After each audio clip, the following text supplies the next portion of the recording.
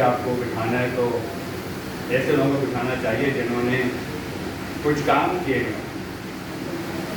جب میں یہاں آتا ہوں تو میں بہت خوش ہوتا ہوں کہ یہاں لوگ کام کر رہے ہیں. مجھے جب بھی جمعیت والوں نے بلایا ہے, کوآپریٹو والوں نے بلایا ہے, فرینڈ سرکل نے بلایا ہے, مجھے بہت خوشی ہوتی ہے کہ لوگ یہاں کام کر رہے ہیں. سچ مچ کام کس کو کہتے ہیں؟ بے لوس کام کر رہے ہیں, بہت بڑھیا کام کر رہے ہیں. کوئی کمیونٹی سروس کی بات کر رہا ہے, کوئی فرینڈس کو نوجوانوں کے لیے انرجیٹک کام کر رہا ہے, کوئی ہیلتھ کی بات کر رہا ہے, ایجوکیشن کی بات کر رہا ہے.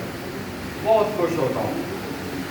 دوسری طرف بہت افسردہ ہوتا ہوں کہ میں کچھ بھی نہیں کر پاتا ان میں سے, اور جتنا یہاں کام ہو رہا ہے اس میں حصہ بھی نہیں ڈال پاتا, اور شرمندہ بھی ہوتا ہوں کہ بھائی اللہ کرے اللہ مجھ سے بھی اسی طرح کام دے رہے جیسے آپ لوگوں سے لے رہے ہیں. تو میں یہی کہہ سکتا ہوں یہاں پہ کہ بہت بڑے اسٹیپس ہیں جو بہت ینگ بچوں نے لیے ہیں, جو برادری کے بڑے ہیں ان کو یہ طے کرنا چاہیے کہ اس میں تن من دھن کے ساتھ ان بچوں کی سپورٹ کریں اور ان کے لیے جو کچھ ہم سے ہو سکے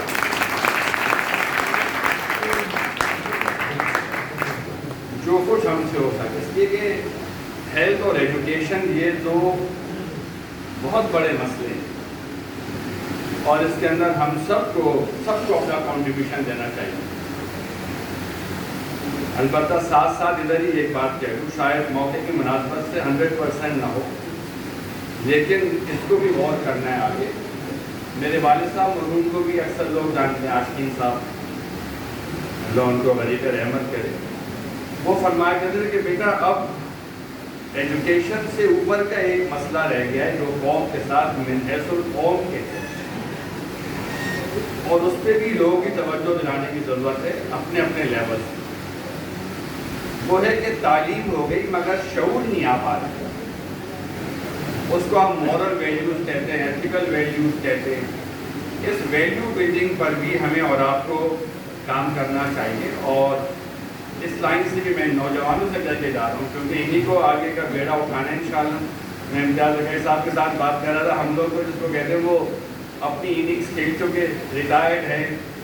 ابھی جو نیا سسٹم آیا ہے میچ کا کہ آپ کی 50-50 ہو جائے, آپ چلے جاؤ کہ بھائی میں ریٹائرڈ آگے ہو گیا ہوں. ہم لوگ کو چلے جانا چاہیے اور ان لوگوں کے حوالے کرنا چاہیے. تو moral value, ethical training, capacity building ہے, اس پہ بہت کام کرنا چاہیے اور ہم سب کو مل کے کرنا چاہیے. کمنگ بیک ٹو کہ پھر میں کرتا کیا ہوں زندگی میں نے کیا کرا, تو بقائی صاحب یہ باقی صاحب نے کچھ تعارف کرا دیا. میں 96 میں انگلینڈ سے ٹرین ہو کر آیا تھا, اور میری اسپیشلٹی صرف ڈائبٹیز ہے. اور کچھ لوگ اس کو یوں کہتے ہیں کہ بھائی صرف ڈائبٹیز کے ڈاکٹر ہیں, صرف ڈائبٹیز کے ڈاکٹر. باقی یہ جملہ یوں ہی صحیح ہے, اور جیسے میں بتا رہا ہوں یوں ہی صحیح, صرف ڈائبٹیز کے ڈاکٹر ہیں. لیکن اگر اس ملک میں جس میں 3 کروڑ اور 30 لاکھ لوگوں کو ڈائبٹیز ہو اور کوئی خاندان نہ بچا ہو, کوئی ادارہ نہ بچا ہو, کوئی بازار نہ بچا ہو جہاں ڈائبٹیز نہ ہو, تو کتنے لیول پر ڈائبٹیز کا کام کرنا ہے اور کتنا کام کرنا ہے. میں تو وزیروں سے یہ کہتا ہوں, اور یہ لوگ پارٹیز والے ہوتے ہیں, پولیٹیکل پارٹیز والے, کہ تم خواہ الیکشنوں کے لیے اتنے بڑے بڑے ایجنڈے بناتے ہو, اتنے بڑے بڑے مشن اور مشن اسٹیپس وغیرہ بناتے ہو. ایک نعرہ صرف لگا دو کہ میں حکومت میں آیا تو 3 کروڑ 33 لاکھ لوگوں کا علاج مفت ہوگا, بس تم الیکشن جیت جاؤ, الیکشن جیت جائے گا, اور کچھ نہیں کرنے کی ضرورت. اب اس وقت جیسے یہ بچے برادری کی فکر کر رہے ہیں, اور میں امتیاز زکری صاحب سے پوچھا تھا کہ برادری کے خاندان ہیں کتنے, تو ہمارے آج ہماری مینجمنٹ نے اس بارے میں بات کی کہ اس کا سروے ہونا چاہیے. میرے حساب سے ہمارے روشن اختر صاحب ایک زمانے میں آپ سے پہلے صدارت کرتے تھے, تو وہ مجھے اشارتاً کنایتاً بتا دیں غالباً 20,000 کے قریب ہماری برادری کے خاندان ہوں گے غالباً. مطلب فائنس کر لیں, ہاں زیادہ 30,000 کر لیں, 40,000 کر لیں.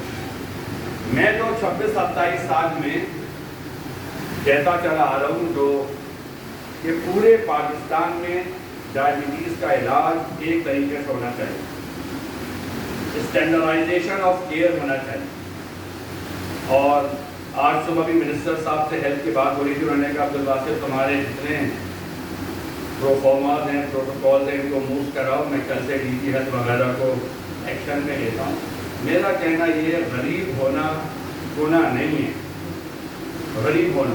مفتی رفیع عثمانی صاحب رحمۃ اللہ علیہ کو، جو مفتی رفیع صاحب کے بڑے بھائی تھے، ان کو ہم اپنے ادارے میں لائے تھے اور اس وقت پوچھا تھا، جیسے ذرا نے کہا، کچھ لوگوں نے کہا ہم فری علاج کریں گے اور آپ بے فکر ہو جائیے، اللہ کے معاملہ چھوڑیں گے۔ یہ وہ غریب ہونا کوئی گناہ نہیں ہے، اس کا علاج اس وجہ سے کمپرومائز نہیں ہونا چاہیے کہ وہ غریب ہے اور وہ جمعیت کا ہرا کارڈ لے کر آ گیا ہے، تو چونکہ وہ زکوٰۃ کا مستحق ہے صرف، تو اس کو 2 دوائیوں میں ٹریٹ کر لیں گے، پیسے والا آئے گا تو اس کو 8 دوائیاں دیں گے، نہیں، اس کا پورا اتنا ہی حق ہے جتنا ایک امیر آدمی کا حق ہے۔ اللہ نے کسی کو غریب بنایا، کسی کو امیر بنایا، اور اللہ نے ایسا کیوں کیا؟ نحن قسمنا بینہم معیشتہم فی الحیاۃ الدنیا، ایسا کرا کیوں؟ اللہ نے سب کو برابر کر سکتے تھے، لیکن سب کو برابر نہ کرنے میں دنیا کا نظام چلانا مقصود تھا اور حضرت انسان کا امتحان مقصود تھا۔ حضرت انسان کا پھر امتحان کیسے ہوگا؟ اور اگر یہ سب کے سب برابر ہوتے تو ہم اور آپ یہاں بیٹھے ہوئے اور پنکھے چل رہے ہیں اور پھر بھی ٹشو کے ساتھ صاف کر رہے ہیں، اور جو بچے پیچھے دیگیں لائیں اور کھانے پکا کر آئے ہیں اور جو سدوچوں میں لوڈ کر کے لائیں، اگر ہمارے آپ کے ان کے پیسے برابر ہوتے وہ کیوں کھانے وانے پکاتے؟ ہاتھ کالے کرتے، پسینوں پسینے ہوتے، تھکتے، کیا ضرورت تھی؟ کوئی برف کا انتظام کر رہا ہے، کوئی ساؤنڈ سسٹم لا رہا ہے، یہ بیچارے لوگ روزی ڈھونڈ رہے ہیں، حلال روزی تلاش کر رہے ہیں۔ تو زکوٰۃ کا ایک مریض بھی کمپرومائز نہ ہو، یہ ہمارا نعرہ ہے، جس کو ہم کہتے ہیں اسٹینڈرڈائزیشن آف ڈائبٹیز کیئر۔ اب اسٹینڈرڈائزیشن کے لیے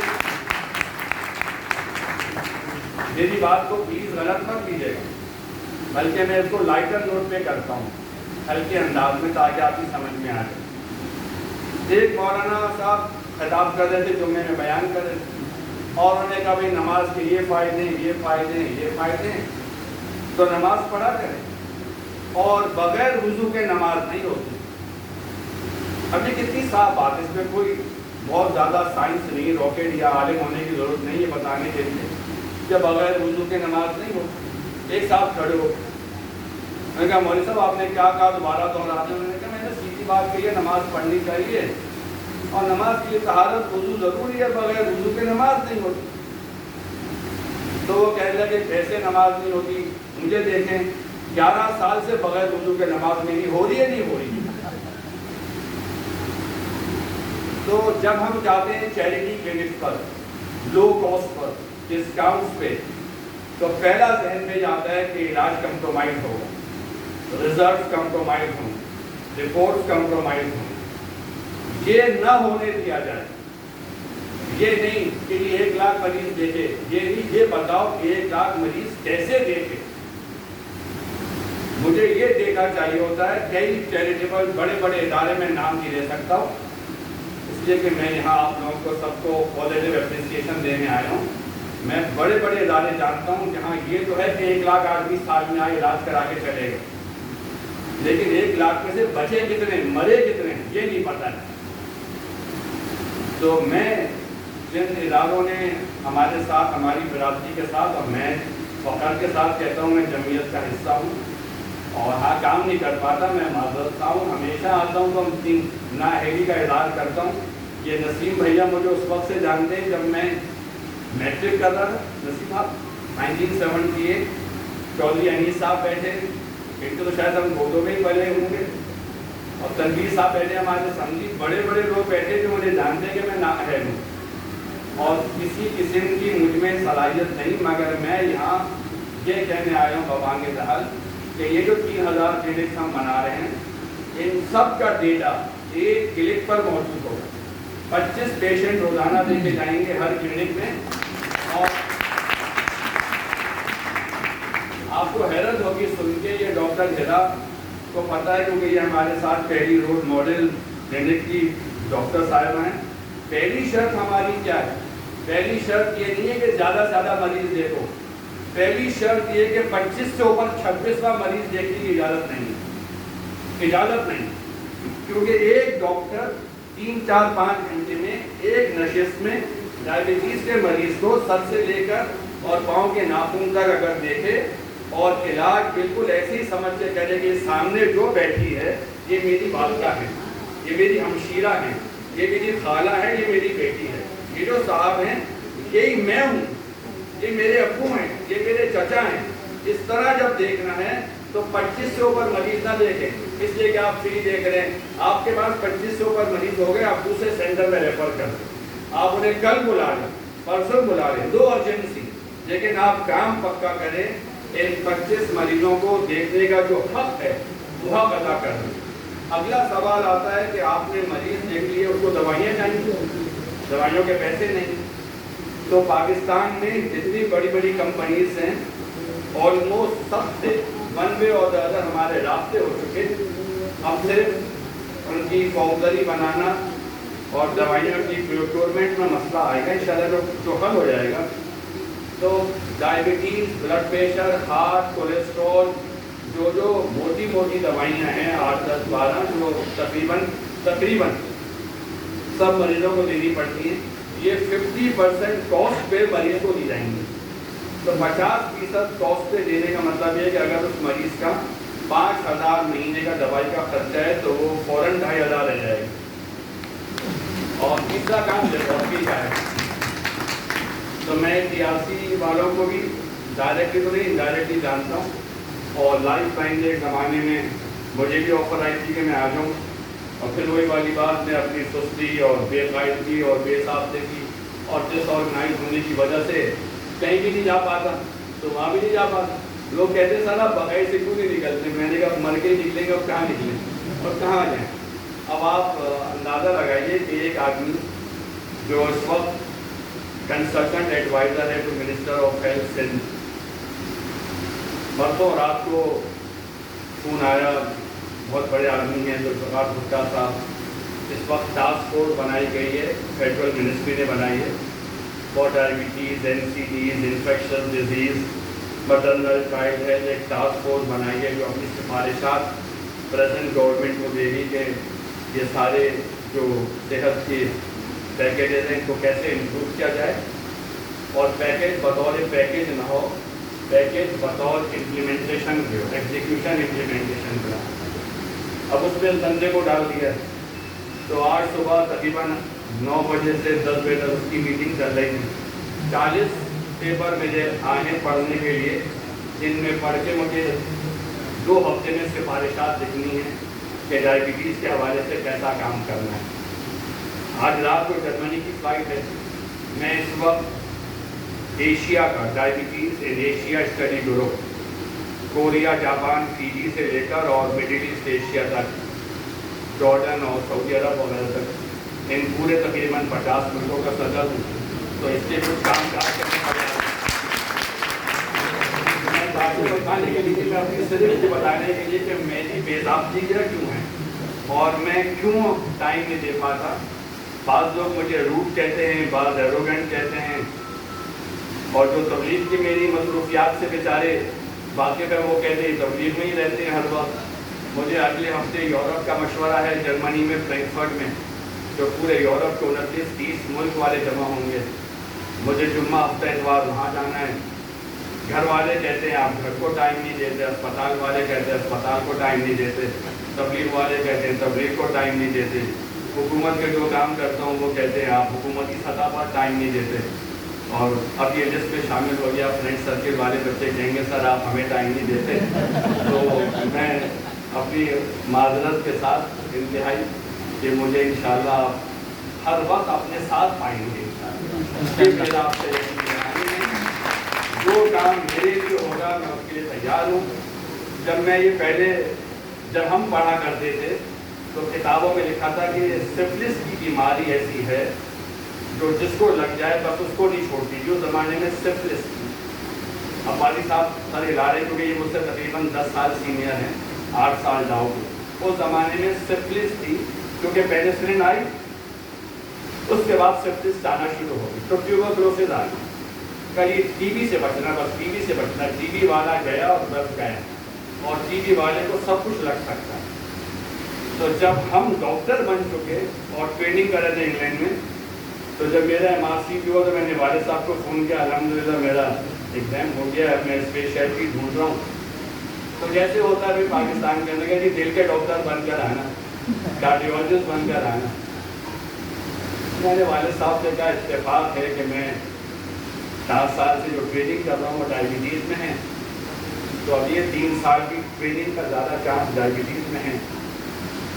تو آپ میں سے جو لوگ ذرا بڑی عمر کے ہونا وہ غور کریں 93-94 کا زمانہ، اور اس وقت ڈائبٹیز تھی کتنی، یہ غور کریں. جیسے ایک بچی بڑی اسمارٹلی کری تھی، آپ لوگوں کو تو دانتوں کا نہیں پتا کہ دانت کی بیماریاں ہوتی ہیں، آپ لونگ چبا لیا کرتے تھے اور زیتون لگا لیا کرتے تھے. آپ کو تو میں نے بتایا کہ دانتوں کی بیماری کسے کہتے ہیں، تو میں تو خیر اتنے بڑے دعوے نہیں کر سکتا، وہ بچی ترنگ سے کہہ گئی.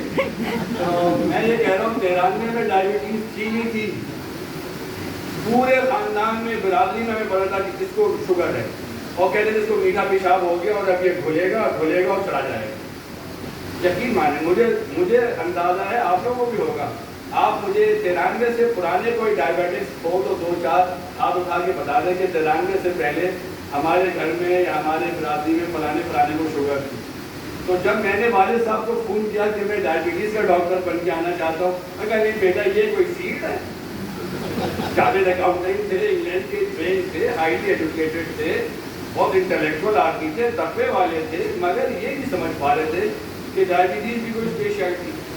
میں کراچی آیا 96 میں، میرا انٹرویو ہوا، بقائی صاحب نے فوراً کہا کہ آپ بقائی جوائن کرو اور ڈائبٹیز کا ادارہ بناؤ. تو سب سے پہلے میرے ڈپارٹمنٹ کے head of department of medicine نے آبجیکشن کری کہ don't need diabetes speciality in Pakistan. تو ڈائبٹیز کوئی اسپیشلٹی نہیں. بھیا فاضی صاحب کوئی بیر نہیں آؤں کیونکہ تقریباً مجھ سے یہ 100 دفعہ پورا انٹرویو سن چکے ہیں، اب اس وقت ٹائم بھی نہیں ہے اور میں آپ لوگوں کا زیادہ ٹائم نہیں لوں گا. تو ڈائبٹیز کو شروع میں لوگ اسپیشلٹی نہیں مانتے. اب اس وقت کا حال یہ ہے، ساری میڈیکل فیٹرنیٹی یہ کہتی ہے جس کو ڈائبٹیز آ گئی اس کو پوری میڈیسن آ گئی. اس لیے کہ ڈائبٹیز والے کو ہیپاٹائٹس ہو رہا ہے، ٹیوبرکلوسس ہو رہی ہے، ہارٹ اٹیک ہو رہا ہے، اسٹروک ہو رہا ہے. آپ کسی وارڈ میں چلے جائیں، کسی ہاسپٹل میں چلے جائیں، 50% ورک لوڈ ڈائبٹیز کا ہوگا، ون وے اور ادر. چاہے آپ آنکھ کا آپریشن کرانے جائیں، آدھا وارڈ آنکھ کے آپریشن والوں کا ڈائبٹیز کا ہوگا. آپ ڈائلسس یونٹ کھولے، ابھی میں ثواب ٹرسٹ میں انہوں نے مجھے انوالو کیا ہے، تقریباً یہ فری ڈائلسس کرتے ہیں پوری یہ بلوچستان لاہور میں. 133 ان کے پاس رجسٹرڈ پیشنٹ ہے، آدھے زیادہ پیشنٹ ان کے ڈائبٹیز کے.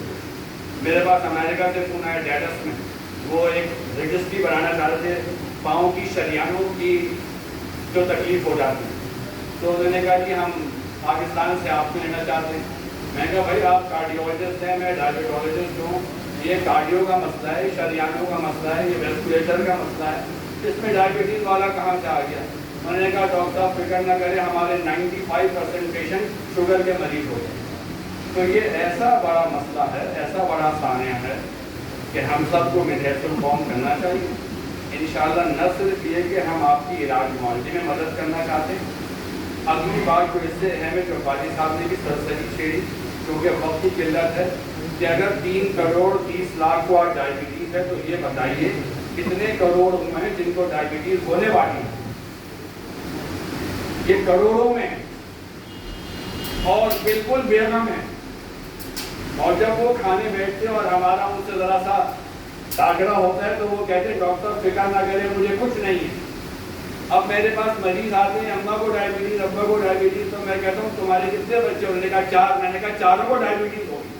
تو پہلا جملہ اللہ نہ کرے.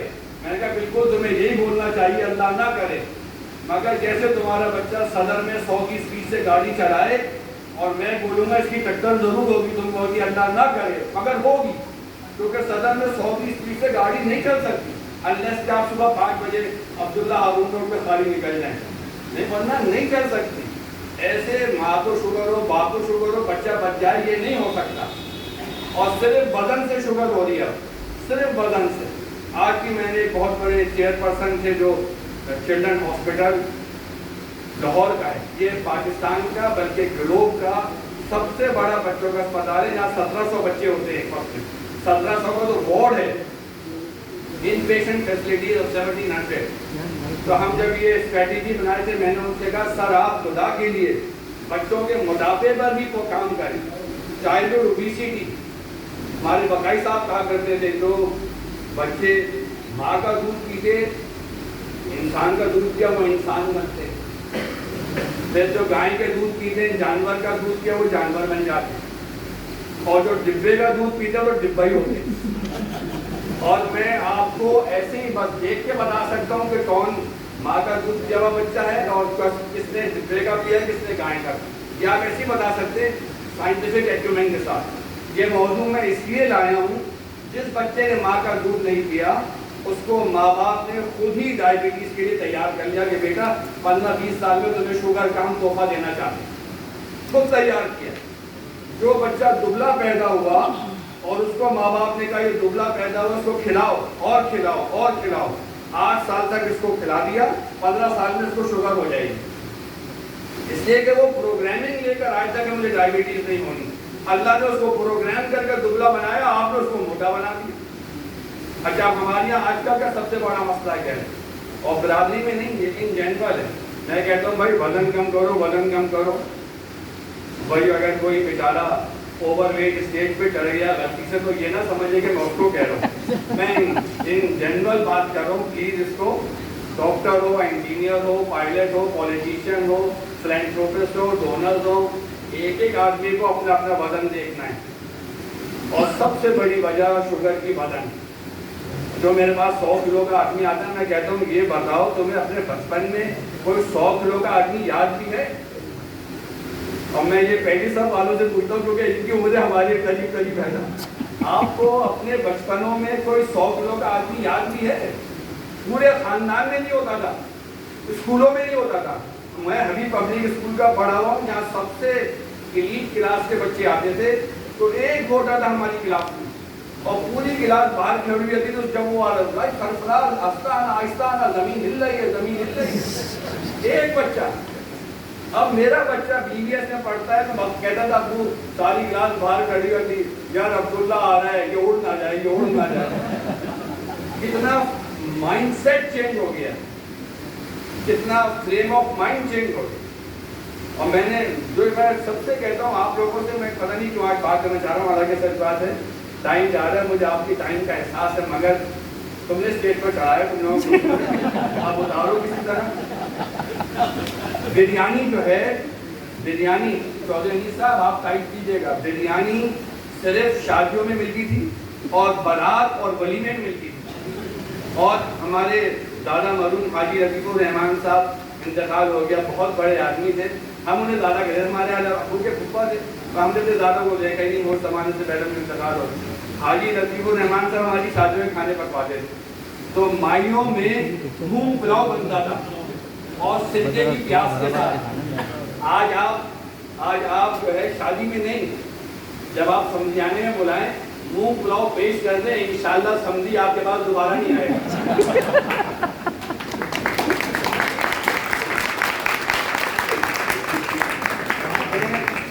اس طرح اپنا رونا رہا. آئس کریم, میں نے ایک صاحب سے پوچھا آپ نے بچپن میں آئس کریم کھائی تھی؟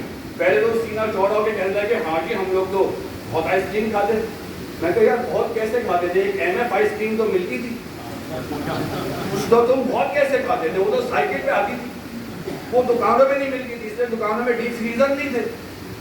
ایک MF آئس کریم تھی. یہ پول کا اگلو ہماری آنکھوں کے سامنے آئی, اور یہ وال جو دیوار اس کا نام یہ رکھا ہے, ہر دیوار کے پیچھے آئس کریم, ہر ڈبے کے نیچے آئس کریم, ہر وقت آئس کریم. یہ تو زمانہ ہی ہوا. اب وہ کہتے ہیں کہ شوگر ڈاکٹروں نے بڑھائی ہے. ارے ڈاکٹروں نے کہاں بڑھائی ہے بابا, کھا کے بڑھائی. دوسرا بہت بڑا مسئلہ, اپنا ٹائم زیادہ تو نہیں ہوگا, آج مجھے آپ لوگوں نے چڑھا دیا, انشاءاللہ دوبارہ کوشش کروں گا نہیں آؤں گا, یا بہت عرصے بعد آؤں گا, لیکن اپنی بات پوری کرتا ہوں. دوسرا میں پوچھتا ہوں مریضوں سے آپ کھانا کب کھاتے ہیں, تب ماں کا جواب کریں کہ میرے بچے آ جاتے ہیں. بچے کب آ جاتے ہیں؟ 10 بجے آ جاتے ہیں بچے کام, پھر نہا دھو لیتے ہیں, 11 بجے ہم لوگ کھانا کھاتے ہیں. میں کہ کوئی انسانوں کا ٹائم ہے کھانے کا 11 بجے. اور اگر آپ میں سے کوئی کھاتا ہے مجھے نہ بتائیں, مگر خود سے تو غور کریں. اور پھر میری کاؤنسلنگ یہ اللہ کرے میری ہیرا بقائی سن رہی ہو جو اپنی کلینک چلاتی ہے, میری کاؤنسلنگ یہ ہے، تمہارے علاقے میں چڑیاں ہیں، کوے ہیں، کوئل، چیل، مینا وینا، یہ سب کب کھانا کھاتے ہیں؟ مغرب سے پہلے۔ تو تم کیسے سمجھدار انسان کے بچے نکل کے آئے کہ 10 بجے کھانے کو سمجھتے ہو 11 بجے کو کہ یہ صحیح ٹائم ہے کھانے کو؟ یہ انتہائی غلط ٹائم ہے، اور پوری اسٹڈی ہوئی، میں جتنی باتیں کر رہا ہوں نا سب سائنٹیفک ایویڈنس کے ساتھ کر رہا ہوں، ان کو آپ خدا کے لطیفوں میں مت اڑانا، ویسے تو اڑا سکتے ہیں، آپ کی مرضی ہے۔ ایک اور صاحب آئی لطیفے سنا کے، میں لاہور گیا اور وہ کنگ ایڈورڈ کے اندر میری ہاسپٹل پورا آڈیٹوریم بھرا ہوا تھا، اور میرا لیکچر تھا، اس سے پہلے چائے کا وقفہ آیا، میں چائے پینے گیا تو ایک نوجوان لڑکا تھا میڈیکل اسٹوڈنٹ، کہنے لگا سر میں صرف آپ کا نام دیکھ کر آیا کہ آپ کا لیکچر سنوں گا۔ میں نے کہا میرے لیکچر میں کون سی خاص بات ہے اور تم مجھے کیسے جانتے ہو؟ اس نے کہا لاسٹ ٹائم آپ آئے تھے، آپ نے لیکچر دیا تھا، بس بہت امپریسو لیکچر تھا، تو آئی واز سولڈ آؤٹ، تو میں آپ کا لیکچر سننے آیا۔ اب ہوتا ہے کبھی کبھی آدمی کی ترنگ میں ہوتا ہے کوئی چھٹی بٹی حص یا شیطانی رٹ جاگ جاتی۔ میں کہا بیٹے میرے لیکچر کی کوئی ایک بات یاد رہ گئی وہ بتا دو۔ جو پچھلا لیکچر تھا اتنا اچھا تھا، آپ پورے دکھ گئے میرے لیکچر کو سننے، آج بھی وہی سننے آئے ہیں، تو لیکچر کی کوئی ایک بات تو یاد ہوگی، وہ بتا دو۔ کہنے لگے سر اس پہ لطیفے بہت اچھے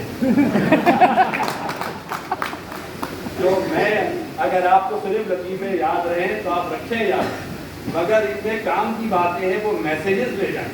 10 بجے رات کو کھانا جرم ہے، اب کب کھائیں کھانا؟ دکان سے ہی لے کے آتے ہیں، ارے بھائی دکان میں ہی کھا لو۔ جس کو تم دوپہر کا کھانا کھا رہے ہو نا 3-4 بجے، اس کو ہی 6 بجے کھا لو دوپہر دکان میں، اور یہ تمہارا رات کا کھانا ہو گیا۔ اب پھر کیا کرو جب آؤ گے رات کو بھوک لگے گی تو دودھ کیوں نا، سیب کیلا کھاؤ، سیلڈ کھاؤ، ایک انڈا ابال کے کھا لو، بادام پستہ اخروٹ کھا لو، ارے اس سے پیٹ نہیں بھرے گا، فجر پڑتے ہی پورا کھانا کھا لو۔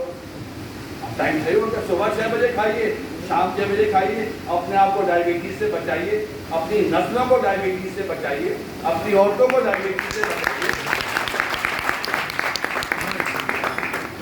اور آخری بات جو ذرا ہمارے جتنے ایم او یو سائن کرنے والے انہیں بری لگی اور ہمیں بھی بری لگے گی، مگر ہے یہی بات، بھائی ڈاکٹروں کے خرچے کرنا اور پھر قیمتیں کم کرنا، پھر ایم او یو سائن کرنا، پھر اسپتالوں کو مانگنا کہ بھائی آپ ہمارا خیال کر لیں ہمارے بچوں کا۔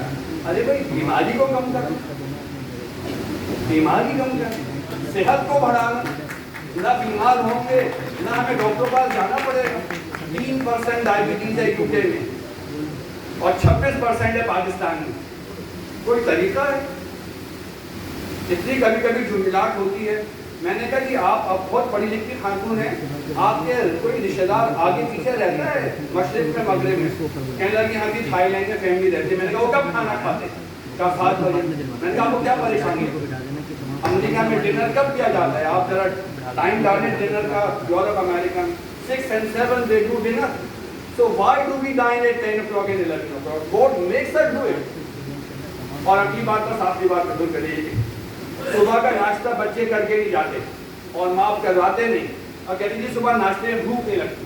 ارے انسان کے بچے کو ناشتے میں بھوک کیسے لگے گی جب وہ 11 بجے اس میں پوری ٹنکی بھری ہے، ٹنکی خالی ہی نہیں ہوئی۔ آپ اس کے کھانا بند کرا دیں رات کا، 2 دن بعد وہ صبح پورا بکرا کھا جائے پھر انشاءاللہ۔ اور اب آخری بات یہ ہے، جتنا ایک آدمی انسان پورے دن میں کھاتا ہے، یہ باقاعدہ اسٹڈی ہے پبلش ہوئی بھی ہے، ایک آدمی نے پورے دن میں اتنا کھانا کھانا ہے، مثال دے رہا ہوں، تو اس نے ناشتے میں اتنا کھانا ہے، دوپہر کے کھانے میں اتنا، رات میں اتنا، یہ ایک ترتیب ہے۔ دوسری ترتیب یہ ناشتہ بالکل نہیں کرنا، دوپہر اتنا رات اتنا۔ تو باقاعدہ اسٹڈیز سے ثابت ہے جو لوگ صبح ہیوی کھانا کھا لیں اور رات میں ہلکا، بنسبت اس کے جو رات میں ہیوی کھا رہے ہیں، خوراک برابر ہے، قورمہ بریانی برابر ہے، کچھ نہیں چھوٹی، دلی والوں کے چکھارے نہیں چھوٹے، چٹنی نہیں چھوٹی، پلاؤ نہیں چھوٹا، کچھ نہیں، صرف رات کا کھانا صبح میں کھا لیا تو جناب نہ شوگر ہوگی، نہ بلڈ پریشر ہوگا، نہ ہارٹ اٹیک ہوگا، نہ فالج ہوگا، نہ کولیسٹرول بڑھے گا، نہ بچوں میں ڈائبٹیز آئے گی، صرف کھانے کی ترتیب بدل رہی ہے۔ بس یہ گزارشات کی گئی، میں پھر سے معذرت کر لیتا ہوں، میں بہت معذرت خواہ ہوں کہ میں یہاں آیا اور اس آپ کا ٹائم لیا۔ میں پھر ان بچوں سے کہتا ہوں تم بہت بڑھیا کام کر رہے ہو، اللہ کی مدد تمہارے ساتھ ہے انشاءاللہ۔ جس نے ایک انسان کو بچایا اس نے ساری کائنات کو، ساری انسانیت کو بچایا. ہم آپ کے ساتھ ساتھ ہیں. بس یہاں آنے میں یا کمی کا ہماری رہ جاتی ہے کہ ہم پارٹیسپیٹ نہیں کر پا رہے ہیں. معاف کر دینا. Thank you.